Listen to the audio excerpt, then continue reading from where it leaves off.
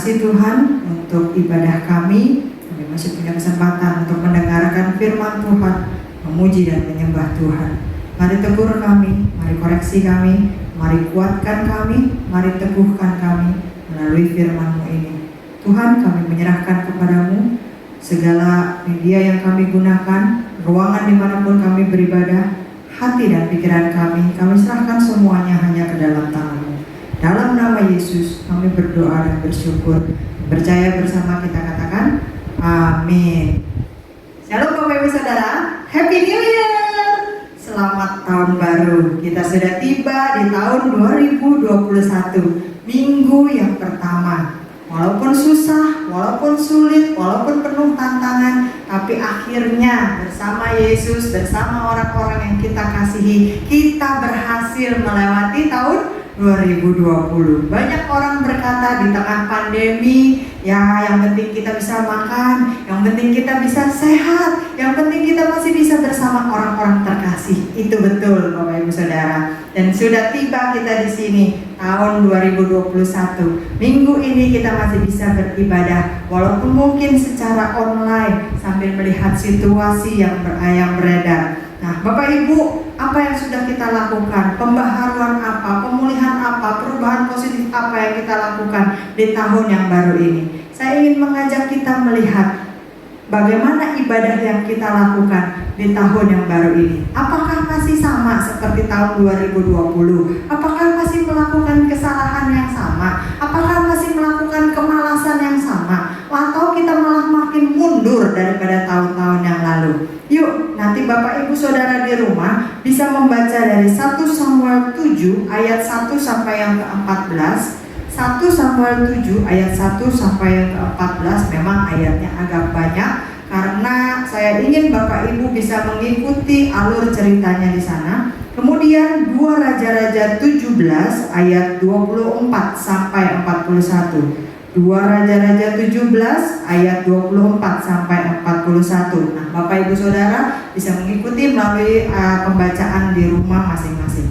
Nah, Saudara, umat Israel adalah bangsa pilihan Tuhan. Kita tahu sejak semula Tuhan berlaku sangat baik, sangat sabar kepada Israel, seperti seorang ibu yang mengasuh dan merawat anak-anaknya, seperti seorang gembala yang setia memelihara domba-dombanya. Kita belajar dari sejarah bahwa bangsa Israel sudah mengalami berkat-berkat Tuhan, pertolongan Tuhan, mujizat-mujizat Tuhan, perlindungan Tuhan, tapi mereka masih tegar tengkuk, mereka masih auban, mereka masih bandel, mereka sering meninggalkan Tuhan, sering komplain, sering ngeluh, sering ngoceh, dan berulang-ulang ikut-ikutan bangsa lain untuk menyembah berhala. Ya, mereka tahu udah nggak boleh, yang mereka udah tahu itu nggak boleh. Ketika menjadi nabi Tuhan, Samuel menemukan adanya sejumlah umat Israel yang meninggalkan Tuhan dan menyembah Baal dan Asitoret. Nabi Samuel sudah melihat kondisi ini dan menyadari bahwa cara satu-satunya adalah menyingkirkan semua berhala itu supaya umat Israel ini bisa kembali hidup dengan memandang kepada Tuhan yang benar saja. Saat itu juga umat Israel diserang bertubi-tubi oleh orang-orang Filistin, musuh bebuyutannya sejak dulu kala. Kedua anak Imam Eli, Hofni dan Pinehas yang jahat juga mencemari kekudusan bait Allah dan menindas rakyat. Banyak masalah, banyak tantangan dan pergumulan. Akibatnya apa? Kehidupan rohani dan moral umat Israel berada di dalam masa darkness, kegelapan yang begitu pekat. Dalam kondisi serupa inilah Tuhan membangunkan hambanya Samuel, ditetapkan sebagai imam dalam 1 Samuel 2 ayat yang ke-35 untuk menyelamatkan umat Israel. Bapak Ibu Saudara, Samuel adalah hamba pilihan Allah. Samuel tahu bagaimana cara yang benar untuk beribadah kepada Allah.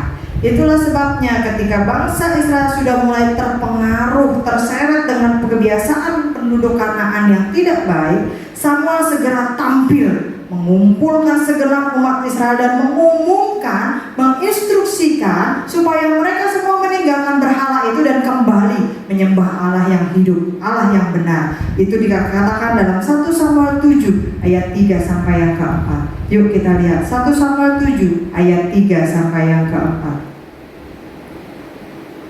1 Samuel 7 ayat 3 sampai yang keempat. Lalu berkatalah Samuel kepada seluruh kaum Israel demikian: jika kamu berbalik kepada Tuhan dengan segenap hati, maka jauhkanlah para allah asing dan para asitoret dari tengah-tengahmu, dan tujukan hatimu kepada Tuhan, dan beribadahlah hanya kepadanya. Maka ia akan melepaskan kamu dari tangan orang Filistin. Nah, Bapak Ibu Saudara, kemudian lanjut. Maka kemudian orang-orang Israel menjauhkan para Baal dan para asitoret dan beribadah hanya kepada Tuhan.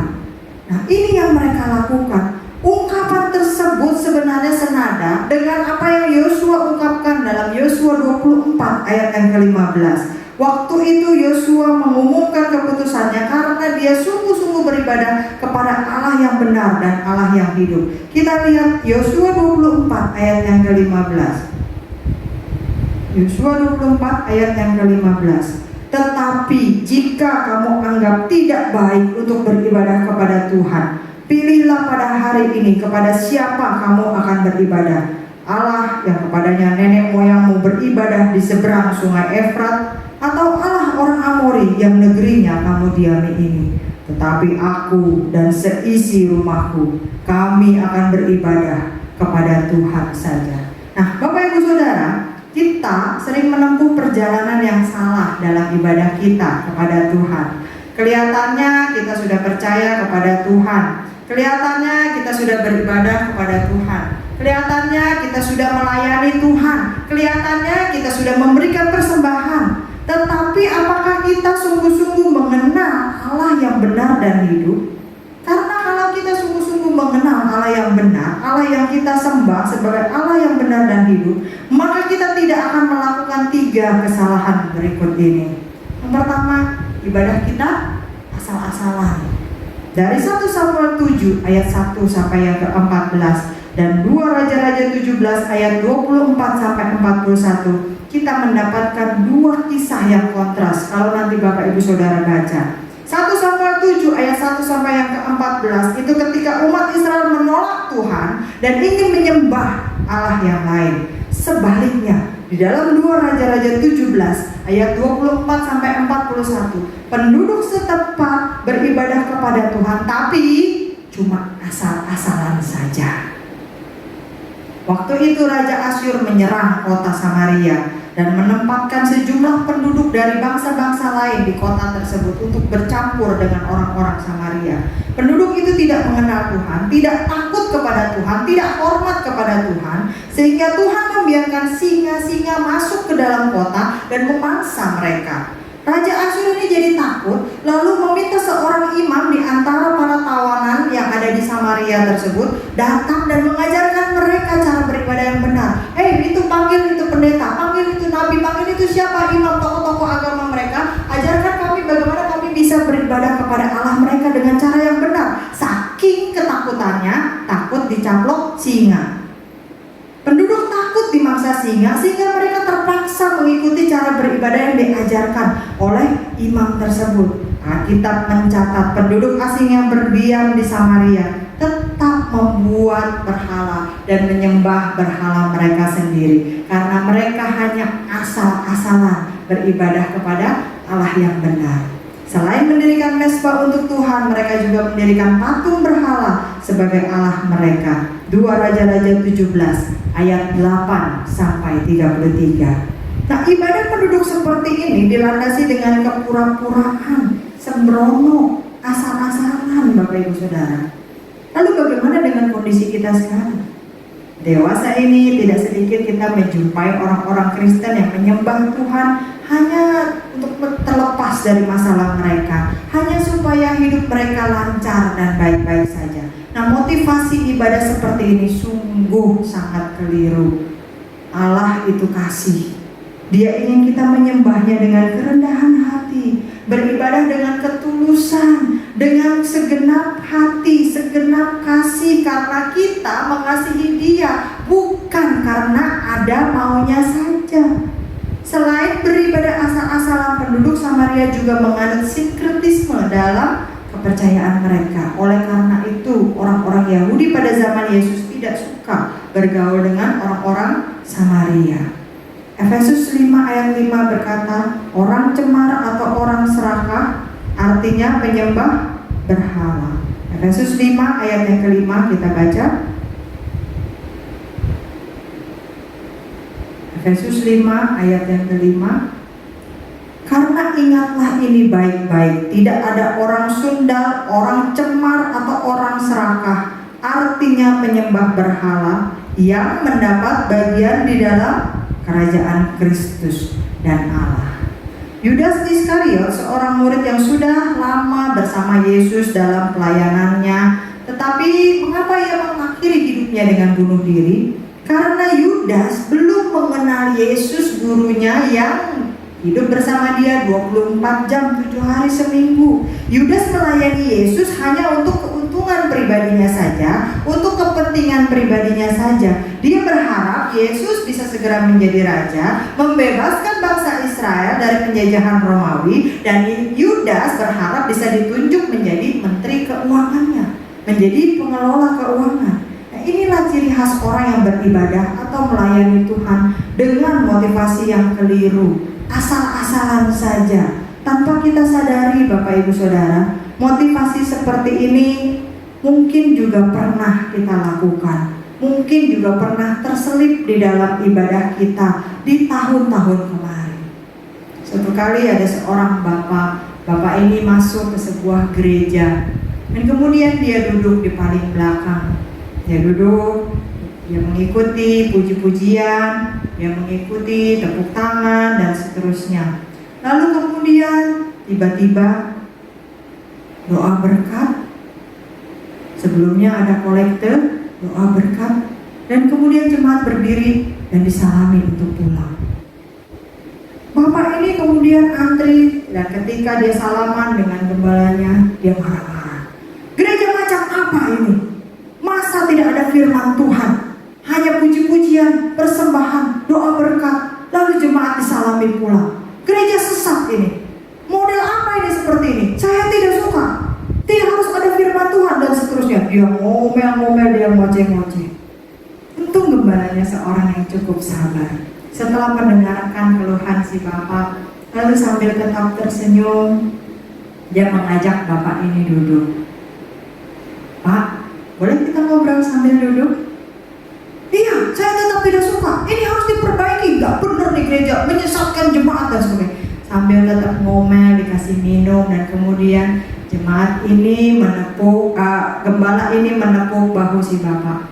Pak, maaf ya, tadi setelah puji-pujian, sebelum masuk firman Tuhan, bapak ketiduran.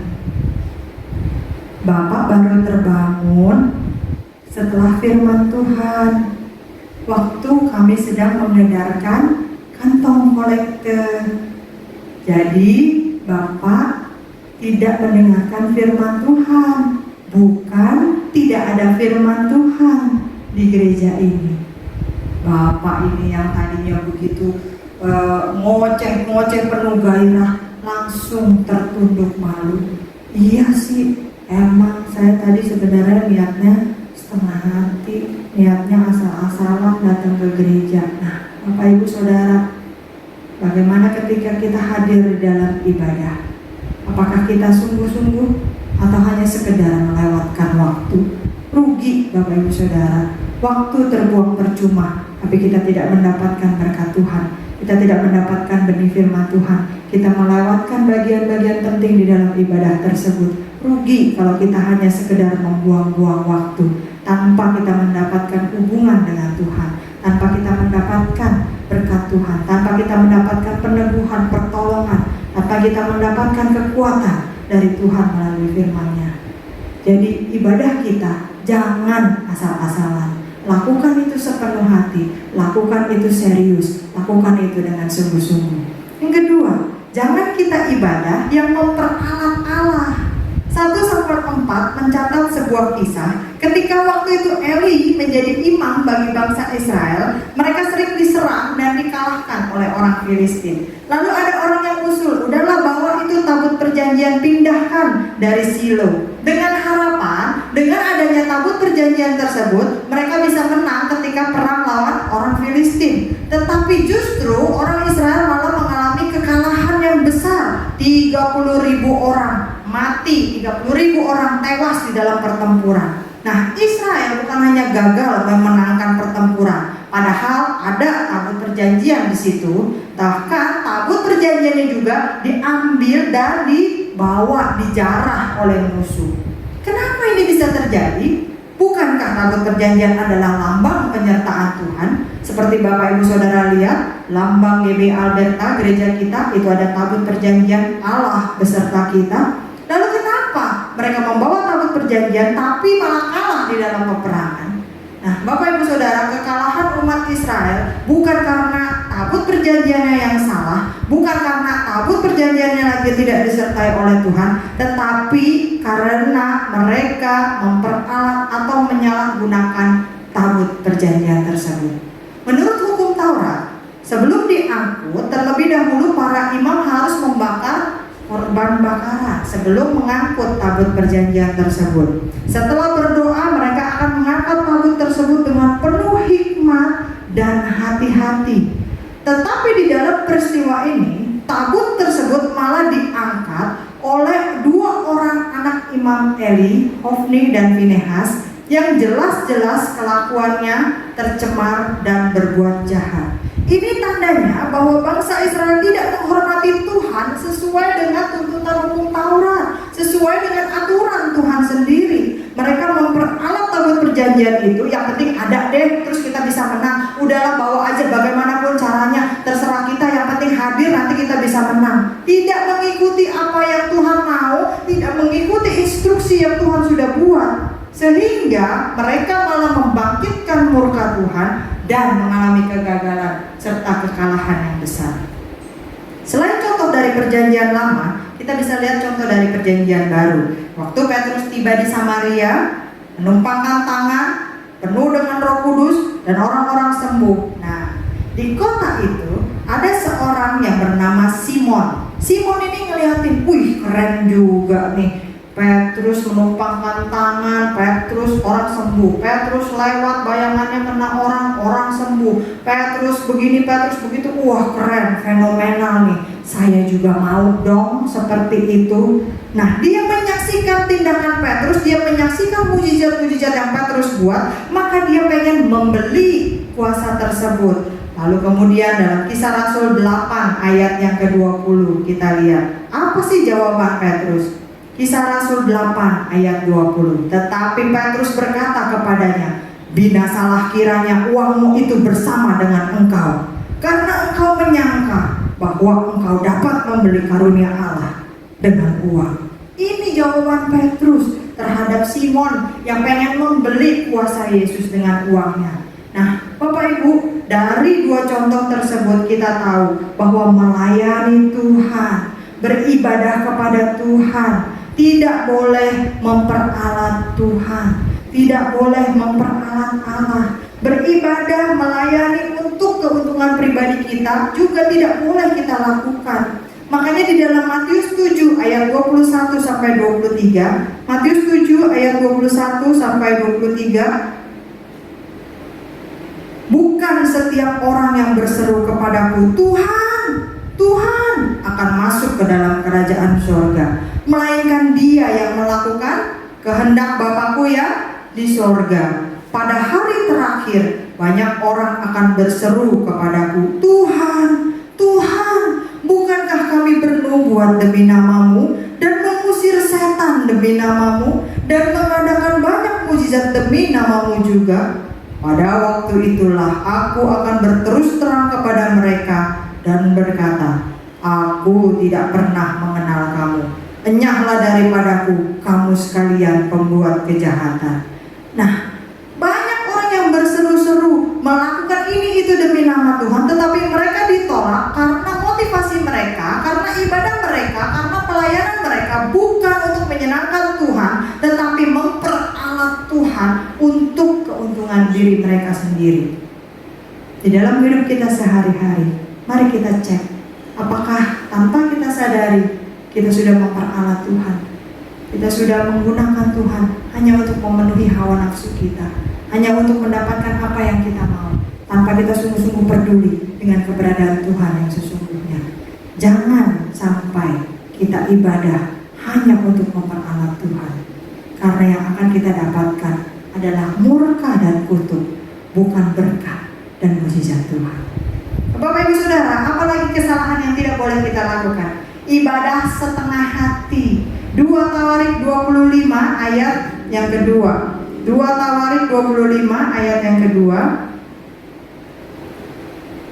2 Tawarik 25 ayat yang kedua.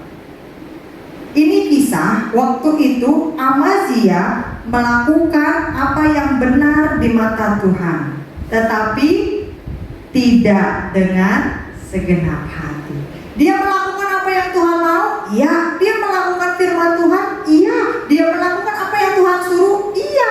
Tapi tidak dengan segenap hati. Mengapa Amazia dikatakan beribadah dan melayani tidak dengan segenap hati? Kalau Bapak Ibu Saudara baca keseluruhan pasal 25 ini, 2 Tawarik 25 ini, Bapak Ibu Saudara baca seluruhnya. Nah, di sana dikisahkan ketika Amazia kembali setelah mengalahkan orang-orang Edom, dia balik ke Israel, dia mendirikan para Allah Bani Seir yang dibawanya pulang. Jadi dia membuat berhala, dia membuat Allah-Allah lain. Lalu setelah dia buat, Amazia sujud menyembah kepada Allah itu dan membakar korban bakaran bagi mereka. Bapak Ibu, ini fenomena umum yang biasa terjadi di kalangan orang-orang Kristen. Satu sisi, kita sebagai orang Kristen mau percaya kepada Tuhan, tapi satu sisi yang lain mau percaya dan menyembah kepada yang lain. Iyalah Bu, hari gini kita harus punya cadangan. Kali-kali aja Tuhan yang kita sembah telat nolongin kita. Barangkali aja kalau kita berdoa kepada Tuhan Yesus nggak dijawab-jawab, kan butuh jawaban. Jadi kita bisa berdoa kepada yang lain. Jalan alternatif Bu, kali-kali aja kita kan butuh sesuatu yang berbeda.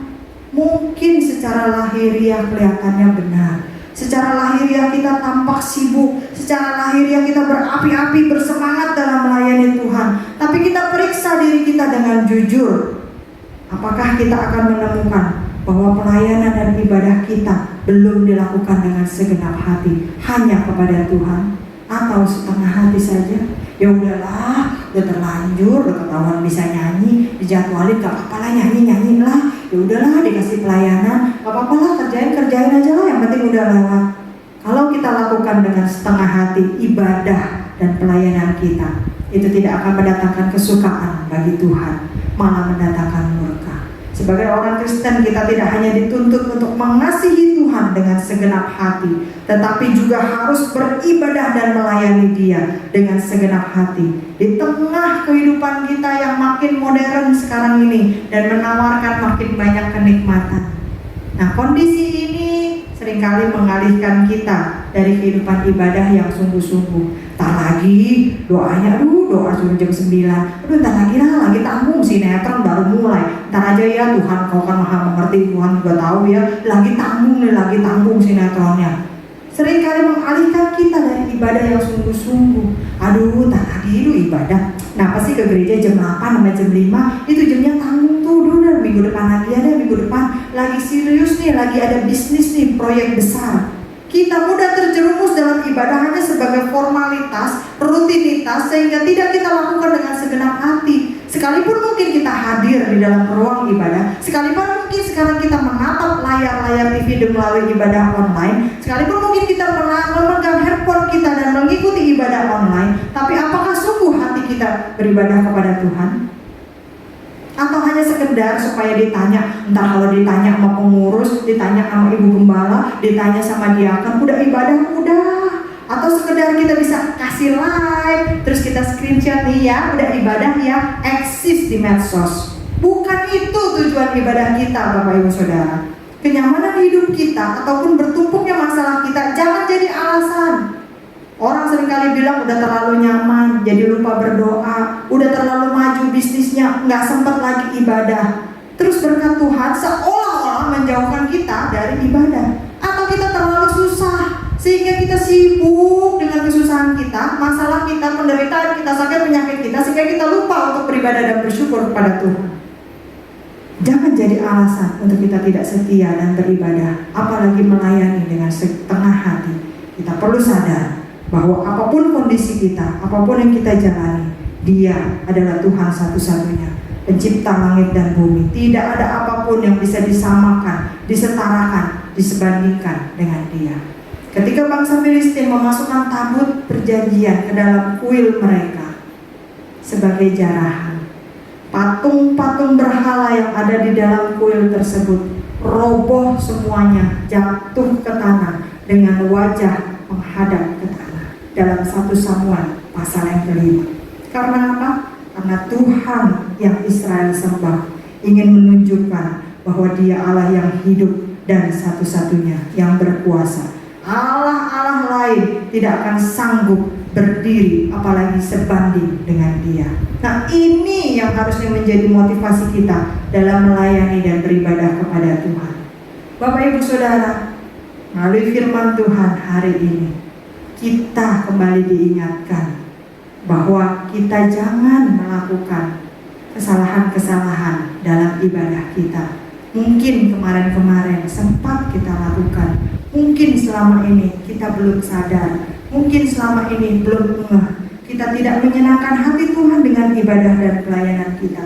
Mulai hari ini, mulai tahun ini, mulai bulan ini, mulai sekarang, jangan lagi kita ibadah asal-asalan. Jangan lagi kita ibadah hanya untuk memperalat Tuhan, dan jangan lagi kita ibadah hanya dengan setengah hati. Mari kita periksa hati kita masing-masing. Apakah kita sudah berlaku salah dan tidak berkenan kepada Tuhan melalui ibadah kita? Tuhan minta ibadah yang sejati, mengasihi Tuhan dengan segenap hati, segenap jiwa, dengan segenap akal budi, dengan segenap kekuatan kita. Kalau kita sungguh-sungguh mengenal Tuhan yang kita sembah, maka kita pasti akan totalitas dalam ibadah, totalitas dalam melayani Tuhan. Kita mungkin pergi ke gereja setiap minggu, mungkin kita beribadah, mungkin kita ibadah online, mungkin kita melayani Tuhan. Tapi dari hari Senin sampai Sabtu, apa yang kita lakukan? Bukan hanya percaya Tuhan ketika kita berada di dalam gedung gereja, tetapi di luar gedung gereja, ketika tidak ada jemaat Tuhan, ketika tidak ada gembala, ketika tidak ada pengurus, apakah kita melakukan korupsi? Apakah kita menipu? Apakah kita berbohong? Apakah kita bergosip? Apakah kita melakukan sumpah serapah? Ibadah tidak hanya di dalam 2 jam saja atau 1 jam saja ibadah online. Ibadah tidak hanya di dalam ruangan gereja saja. Ibadah sepanjang hidup kita, dimanapun, kapanpun kita berada. Kalau hari ini kita masih melakukan kesalahan-kesalahan seperti itu, yuk berubah. Masih ada waktu. Selama kita masih bernafas, masih ada kesempatan untuk bertobat dan kembali kepada Tuhan. Tinggalkan itu semua, mulai hidup yang baru, mulai pemulihan yang baru, mulai komitmen yang baru. Masuk tahun ini, jalani dengan janji yang baru, berjuang untuk hidup di dalam kebenaran. Amin buat firman Tuhan.